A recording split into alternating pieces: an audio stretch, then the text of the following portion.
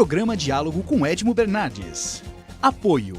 Unimed. Cuidar de você. Esse é o plano.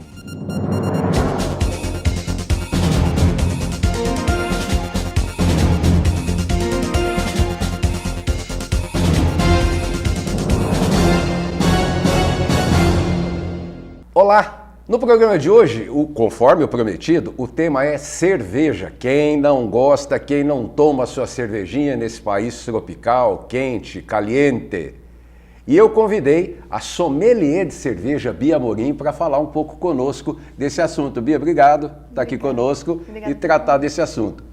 Bia, o brasileiro já ama cerveja de paixão, né? Quer dizer, o brasileiro... Acho que 99,9% dos brasileiros até tomam cervejas, né? Mas virou uma loucura esse negócio de cerveja agora no país.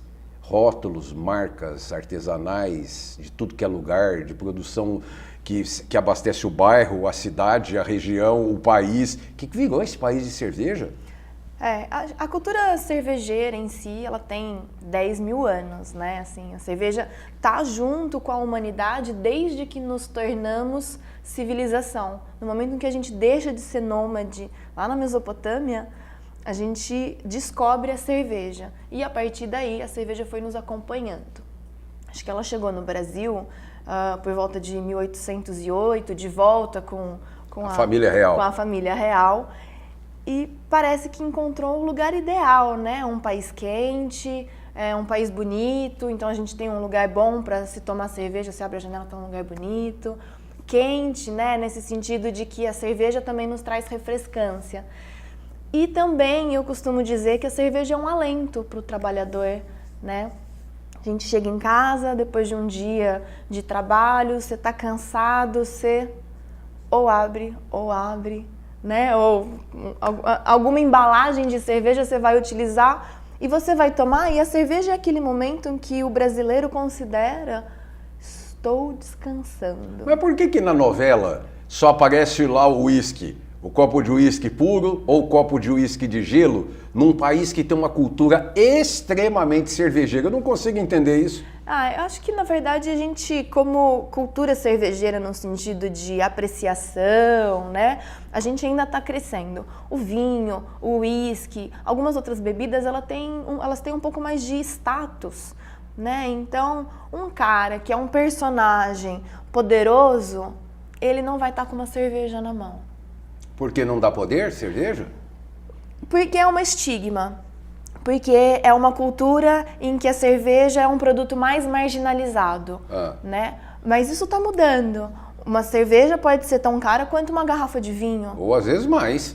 Ou às vezes mais, com certeza, né? Então a gente acaba misturando um pouco a questão da hierarquia das pessoas, ou do status, ou da questão econômica. Mas a cerveja, ela está muito mais presente no cotidiano de todos os brasileiros, de todas as classes sociais, do que qualquer outra bebida. E vocês, mulheres, que até um tempo atrás tinham vergonha de tomar cerveja? Olha, mulher tomando cerveja. Pouco tempo atrás, hoje não, mas até um tempo atrás a mulherada tinha vergonha de tomar cerveja, não é bebida para mulher, não sei o que lá. Hoje você vai em qualquer lugar, tá lá um bando de mulher sentada numa mesa e degustando cerveja e falando tanto de cerveja quanto o homem. O que aconteceu? Emancipação? Olha, na verdade, acho que eu diria uma retomada, né? A gente fala alguns anos atrás, mas eu vou estar sempre voltando na história para a gente comprovar algumas coisas. Primeiro, já na época antigona, assim, os homens sempre saíam para caçar e as mulheres eram as coletoras. Então, os homens proviam, vamos dizer assim, a proteína e as mulheres os grãos. E a cerveja é feita de grãos. Então, as mulheres recolhiam os grãos, levavam para casa e elas fermentavam a cerveja. E ali já enchiam a cara, não? Olha, testavam, a cerveja, ela estava tão dentro da nossa sociedade, mais do que hoje em dia. Primeiro que era um produto diferente, né? O que a gente tem hoje é aquele copo bonito, amarelo, né? Ou âmbar, ou preto, com aquela espuma e tal. Antigamente, a gente não tinha nem vidro, né? E a cerveja era fabricada num sistema muito rude. Então, a cerveja ela era quase que um mingau até, grossa. E até as crianças tomavam cerveja em épocas como o Egito, por exemplo. Então, nessa época, a cerveja ela era salário. Os trabalhadores voltavam para casa com galões de cerveja. Como forma de pagamento? Como forma de pagamento. É um dos primeiros salários que já existiu, que a gente tem comprovação, era a cerveja. Porque a cerveja era alimento. A coisa que a gente fala do pão líquido, né, é bem isso. Porque a cerveja e o pão, a diferença é a quantidade de água e o tempo que demora para fazer. Então, as mulheres eram as responsáveis pela fabricação de cerveja e assim foi durante muitos e muitos anos, até a gente começar uma fase mais industrial, em que a cerveja sai de dentro de casa para ser fabricada em outros lugares. E quem trabalhava em outros lugares na época eram os homens. Sim. E as mulheres continuavam em casa. Sim. Com essa emancipação feminina, com essa questão da mulher estar mais agora trabalhando e ela tem mais dinheiro, então ela consegue sair mais, ela tem uma independência. Nem todas as mulheres hoje são casadas, ou mesmo as que são casadas já têm uma liberdade diferente. E aí a mulher agora tá lá, tá na mesa, tá sentada, tá tomando a sua cerveja, tá falando sobre ela. Pega aí, eu posso deduzir que a cerveja faz parte de uma conjugação de fatores que promovem a emancipação feminina? Entre outras coisas, que saiu de casa e foi trabalhar. Porque a cerveja ela é diversão, porque a cerveja ela é essa sensação de liberdade, de descanso. Então, a mulher estar no bar hoje tomando cerveja também faz parte, né? Porque a cerveja chama a gente pro bar, ou pro restaurante, ou pro evento, ou pro churrasco, né? Essa coisa da gente ter conectado. O brasileiro é isso, né? Ele pega a cerveja e faz uma festa, né? Ele faz a festa e pega a cerveja, né? Essa brincadeira que a gente tem. Então, eu acho que é muito importante o papel da mulher na cerveja e acho muito interessante que a gente tenha voltado a trazer a cerveja para mais perto, porque realmente durante muitas décadas, eu diria, talvez séculos, as mulheres começaram tipo, eu não bebo cerveja.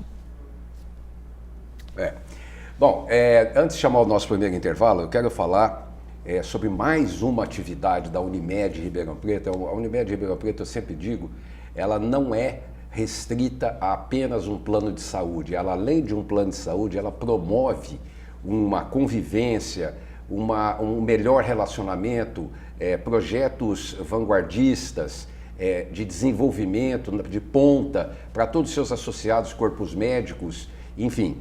Dessa vez, a Unimed fez uma parceria com a Secretaria Municipal de Saúde de Ribeirão Preto, né? E até o dia 26 de maio, a Unimed vai estar realizando, junto com a Secretaria da Saúde, a vacinação contra a gripe.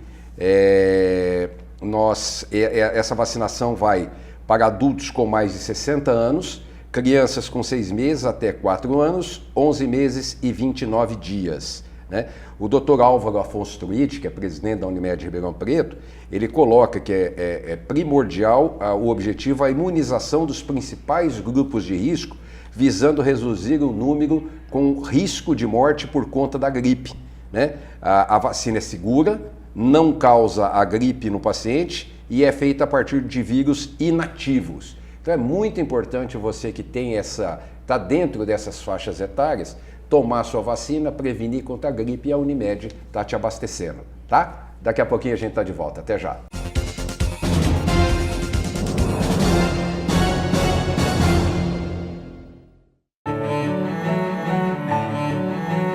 Fomos gerados na mais bonita das esperas. E ao nascer, ganhamos de presente a vida. Para desfrutá-la, é preciso apenas uma coisa: saúde. E colocarmos em prática a nossa vocação, que é cuidar. Hospital Unimed Ribeirão, um marco na saúde de todos nós. Voltamos a apresentar Diálogo com Edmo Bernardes. Apoio Unimed. Estamos de volta com o segundo e delicioso bloco desse programa. Bia, me conta uma coisa. Você falou no primeiro bloco sobre espuma. Outro probleminha que já vi briga entre amigos em mesa tomando cerveja. Um vai lá e pede aquele chopp jacaré e o outro vai lá e quer o chopp com meia espuma. Quem tá certo? Quem tá certo é quem tá bebendo a cerveja, né? Eu acho que a gente tem alguns rituais ou algumas técnicas que eu digo para você, olha, Edmo, se você deixar um colarinho no seu copo, essa espuma ajuda a manter carbonatação, que é essa sensação que a gente gosta na boca, né? Que são os gases. Isso tem bastante refrescância, né? No nosso tato. A espuma ajuda a manter temperatura. Ela tem uma textura interessante. Não, então quem não pega espuma tá errado, pô. Não tá. Quem não pega espuma gosta do copo sem espuma. A melhor cerveja que você pode tomar na sua vida... É aquela que você gosta. É aquela que você tá podendo tomar. Então, quando me perguntam qual é a melhor cerveja para você, é a que eu tô tomando. Eu não tenho como falar para uma pessoa que, tua cerveja é ruim. Mas é adequado, então, um pouquinho de espuma. Eu, como sommelier, eu vou indicar para você que você coloque no copo. Você não precisa, né? Você vai indo, depois você bota um pouquinho de espuma, né? Que tem esses 2, 3 dedinhos aí já bastam. Aí eu quero te perguntar uma coisa. Por que quando você senta para tomar um monte de cerveja, já que nós estamos aí virando copo, etc e tal, chega às vezes, isso acontece comigo, chega às vezes, não consigo fazer espuma no copo, tem que trocar o copo. Talvez ele engordura, talvez... Isso. Assim, mais do que a gente falar da espuma do outro, talvez a gente dizer coisas que são importantes. Temperatura. É gostoso tomar cerveja estupidamente gelada. Vou falar daqui a pouco. Tá, então, É o próximo mito. A gente estava... Eu falei sobre o problema de não criar... O copo limpo. Né? O copo precisa estar muito limpo. Qualquer resquício de detergente ou qualquer gordura, a cerveja ela vai perdendo ali qualidade. Né? Então, mais do que falar de espuma, talvez falar de ter um copo bem limpo. Ou seja, quer dizer que se eu sentar para tomar cerveja 2 horas em casa, etc e tal... É importante que eu vá trocando o copo de vez em quando para poder manter o propriedades. Essa questão da experiência ser mais plena, né? Vamos assim dizer. Entendi. Vamos voltar nos copos. Depois eu vou na temperatura. Sim. Copos. Antigamente, aquele copinho americano era o que a gente tinha. Sim. Aquele copinho americano era o que a gente tinha. E tem gente que gosta desse copinho até hoje. Você? Por quê? Eu faço coleção de copo. Tenho milhares de copos em casa. E às vezes eu só quero tomar num copo americano. E por quê? Pela simplicidade. Porque eu acredito muito na contextualização do momento. Então é a questão de temperatura, do lugar que você tá e tal. E às vezes você ter um copo americano significa que eu não tô buscando ali uma experiência muito requintada. Eu acho que o copo certo é muito interessante. Ele vai te ajudar a sentir melhor os aromas de determinada cerveja, vai fazer com que a espuma de determinado estilo fique melhor dentro do copo, vai te ajudar a não perder tanta carbonatação, enfim. Né? O design do copo, o material do copo, o acabamento do copo é muito importante na experiência. Mas eu me lembro, vamos falar, existe um elenco de taças para vinho e champanhe, como copos para uísque também.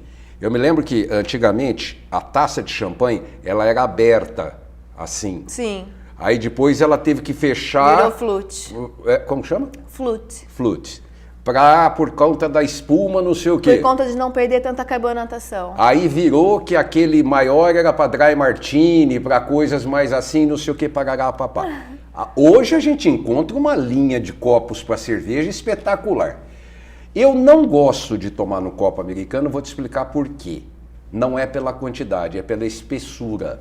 Sim. Eu prefiro... É um vidro grosso. Isso. Eu prefiro sentir para o meu paladar, o quanto mais fininho, vamos dizer, para não falar cristal, porque fica parecendo frescura da minha parte, não quero ser fresco. Mas tem muito vidro temperado hoje. Mais importante, talvez, do que cristal é o corte a frio. Que é aquele corte reto. Ele não tem uma virola. A sensação de textura na boca muda também. Eu prefiro bem fininho, parece que você está sorvendo ela, não tá mais nada, só tá ela, tudo é sensação. As choperias mais tradicionais, elas trabalham com aquela taça que é a chamada tulipa. Que chama casquinha de ovo. Casquinha de ovo. Mas assim parece que vai quebrar. Coitado do dono da casa, deve perder lá na lavagem de copo, barbaridade, a casquinha de ovo do homem. Temperatura. Na temperatura da cerveja, o brasileiro gosta de tomar cerveja 0 grau e fim de papo. Sim. Vai para a Bélgica, que provavelmente é o país mais premiado de cerveja, vai para a Alemanha, é temperatura ambiente. É que a temperatura ambiente deles já é diferente da nossa, né? Mas o que é? 12 graus, 14 graus, temperatura de vinho? A temperatura muito gelada, o que ela faz? Ela vai... congelar, ela vai inibir as nossas papilas gustativas, que são esses centros que a gente tem na boca, né, de sensoriais, de sentir. Você tendo congelado as suas papilas, você não sente o gosto da cerveja. Então, a cerveja tradicional, a cerveja comum que a gente tem no Brasil em maior amplitude, é a cerveja Pilsen. Já não é uma cerveja feita para que você sinta o sabor dela. Ela não tem espetaculares sabores e aromas. Então, você pode tomar ela gelada, porque você está num país quente, você quer se refrescar, que é aquilo que a gente falou, a pessoa chega, ela quer sossego, ela quer refrescar, tomar cerveja e pronto. Você vai para outros países em que a gente tem a cerveja artesanal, né? Essa cerveja puro malte, essa cerveja de diversos estilos. Você está buscando o sabor. Não está só buscando tomar uma cerveja, só uma refrescância, né? Então, eu quero sentir o lúpulo. Eu quero sentir o que dá o amargor na cerveja. Eu quero sentir a diferença na torrefação do malte. Eu quero sentir qual foi o tipo de fermentação que determinada levedura fez. Eu só vou sentir isso se eu tomar na temperatura adequada. E eu só quero dizer o seguinte, a conclusão que a gente chega é a seguinte: tem cerveja para todo mundo, vale tudo na cerveja. Então, só beba sempre com moderação. Daqui a pouquinho a gente está de volta para o terceiro bloco. Até já!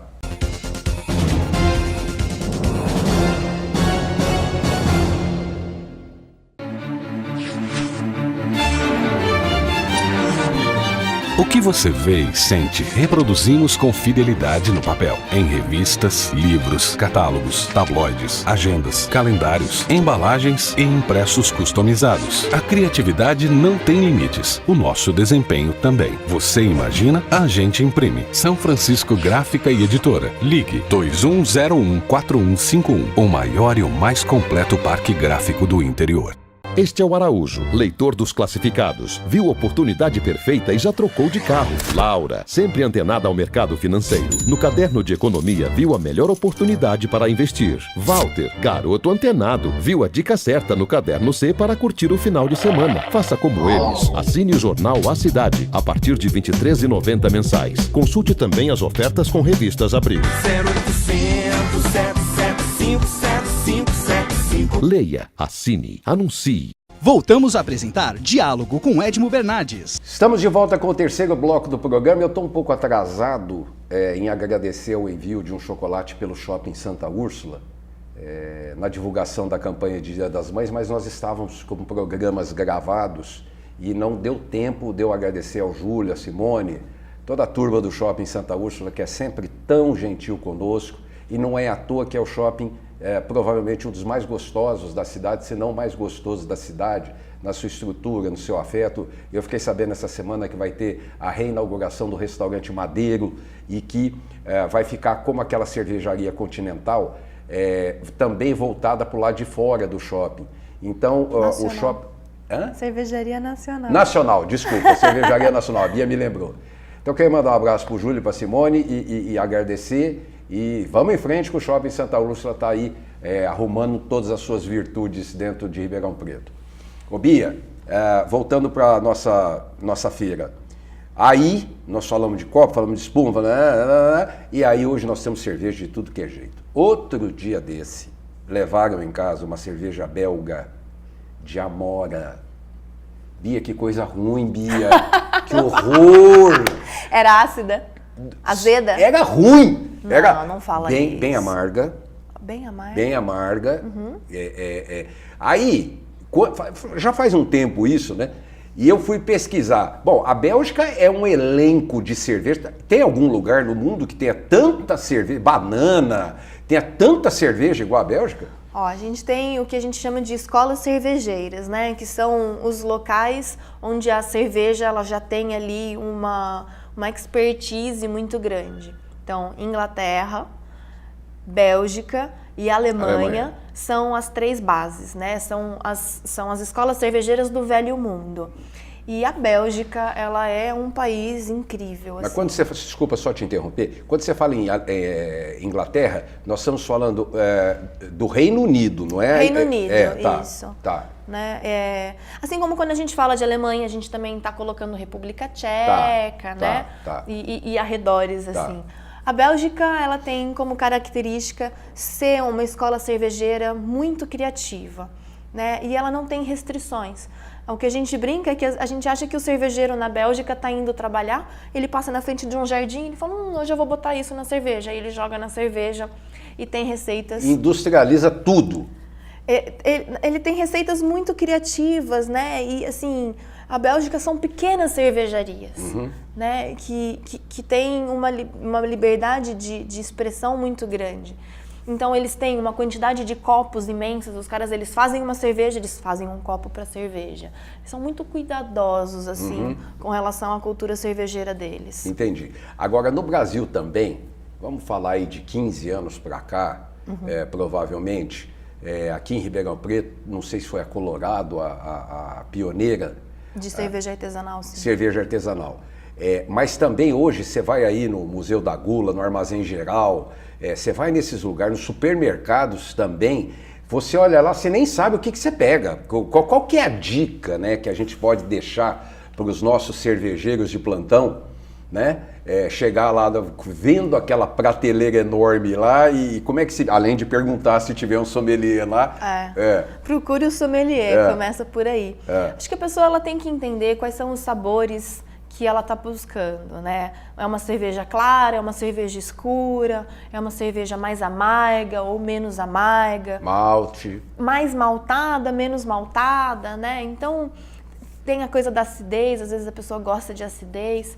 Para começar, eu indico, a pessoa já toma Pilsen, ela já toma, né? Como a gente falou, acho que todo brasileiro já toma Pilsen.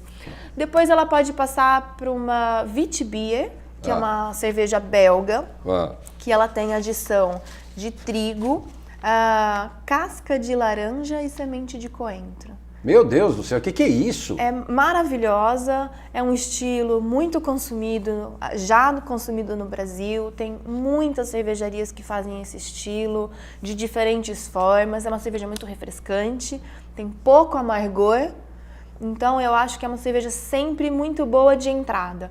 A cerveja de trigo alemã, super tradicional, também é uma excelente forma de você começar no mundo das cervejas artesanais. Também não tem amargor, a gente costuma nem sempre indicar amargor para a pessoa que está começando, porque ela pode tomar uma cerveja amarga e achar que todo o resto é daquele jeito, né? Então eu não gosto de cerveja artesanal. Ou pegar uma cerveja com fruta. Acho que hoje no Brasil o que tem acontecido de forma muito interessante é a gente tentar criar essa escola cervejeira brasileira e com isso começar a trazer fruta para dentro das receitas. Então no Brasil inteiro estão fazendo muitas cervejas com frutas do pé, vamos assim dizer, assim, aqui do Brasil, para ter um pouco mais de um sabor personalidade, talvez? É muita personalidade, Porque, de toda forma, hoje, dificilmente, como vinhos, né? Vinho você vai ter um monte de uva, um monte de corte, um monte de fermentação, maturação, né? E barris, e taças, e copos. Hoje já não pode se dizer que de cerveja também a gente não tenha. Hoje Não. já temos um elenco enorme para você ter um paladar bem apurado. A gente tem uma complexidade de fatores muito maior na cerveja do que no vinho. Porque o vinho, você tem a uva, a fermentação, a maturação. E na cerveja eu vou mudar o malte, ou eu vou mudar o lúpulo, ou eu vou mudar a levedura, ou eu vou adicionar outros ingredientes. E eu posso colocar isso na madeira, e não só no carvalho, eu posso botar isso na umburana, eu posso botar isso em madeiras brasileiras, eu posso fermentar de diversas formas, ou uma ale ou uma lager. Então, para quem gosta dessas questões assim de ir descobrindo o terroir ou a técnica, eu acho que a cerveja ela tem uma complexidade muito maior. Eu acho o mundo do vinho incrível. E eu acho que a cerveja se baseia muito no mundo do vinho para entender como é que o vinho criou essa magia de você abrir uma taça, girar a taça, essa coisa de você apreciar. A cerveja ela está caminhando para isso também. Tem algum curso para sommelier de cerveja? Tem vários cursos para sommelier de cerveja. Aqui em Ribeirão? Aqui em Ribeirão Preto está sempre acontecendo. No segundo semestre eu não tenho certeza, mas deve acontecer. Mas tem cursos livres também, né? Ou seja, a pessoa pode ir montando várias formas de aprendizado. Tem muito evento em Ribeirão. Tem muita cervejaria, né? Eu acho que a Hora Copo, né, é o melhor professor. Pia, obrigado Obrigada. por ter estado conosco, foi um prazer. Prazer. E mais para frente voltamos a tocar nesse assunto, porque esse assunto é interminável. É interminável. Eu acho que o grande recado da cultura cervejeira é beba menos e beba melhor. Semana que vem estaremos de volta com mais um diálogo aqui na TV Mais Ribeirão, a TV mais gostosa da cidade. Até lá. Programa Diálogo com Edmo Bernardes. Apoio. Unimed. Cuidar de você. Esse é o plano.